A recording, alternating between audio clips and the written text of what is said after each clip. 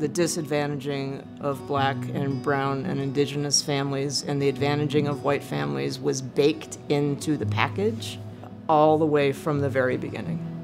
So I think it's really important to know our stories, to know the story of Rondo in '94, to know the story of the South Side in '35. White people chose to build interstates right through those Black homeownership neighborhoods. From a statewide perspective, our homeownership racial disparity gap is the 4th worst in the nation between white households and Black households. And these homeownership disparity gaps aren't by accident.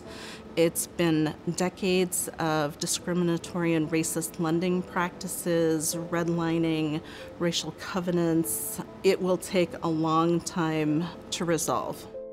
It's not a history that you appreciate. It is a demand to rethink things that have always been the way that they are. Recognizing past harms, Minnesota Housing shines a light on communities left behind. Rise high as the listening skies, let it resound loud as the rolling sea. Sabathani Community Center's new senior housing project addresses the growing displacement of South Minneapolis seniors. The hope is it will revitalize this Black community with a vibrant history dating back to the 1960s. Yes, the Black legacy continues. This is truly a labor of love. 3. We committed to building affordable senior housing in every ward in the city of Minneapolis. I'm proud to say this is the first, but I'm also sad because we need many, many more. And I'm 97. Years young. Yeah, years young.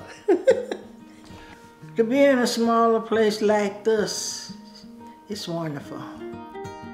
Behind the construction of this building are Black-owned partners, central to a plan to revive the 38th Street corridor back to its cultural identity. So please welcome the Sabathani Vintage Voices. Love has broken down the wall. We're accepted as we are. This is the best kind of day to be a commissioner. This is what a discussion at the Capitol about whether or not we need housing infrastructure bonds. We need homes like this. Especially as we saw the social unrest following the murder of George Floyd.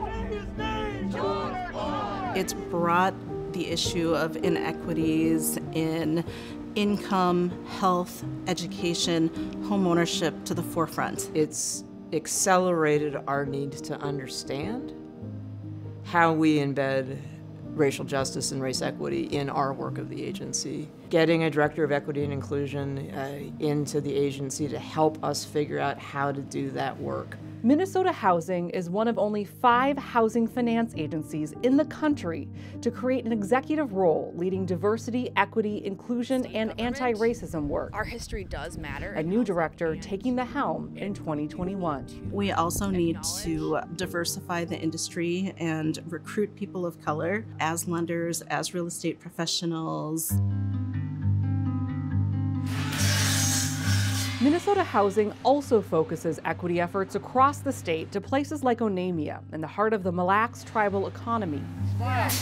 New manufactured housing construction techniques help fill a needed gap to create sustainability for the local workforce. We build everything indoors, so we don't have the elements against us. Typically, we can turn around a home in 3 weeks.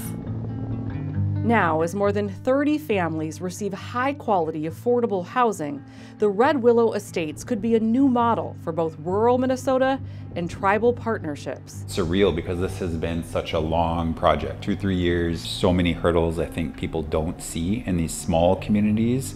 And then when you kind of add on like the complexity of like tribal communities, the reality is if we don't help kind of bridge those gaps, like the things just don't happen.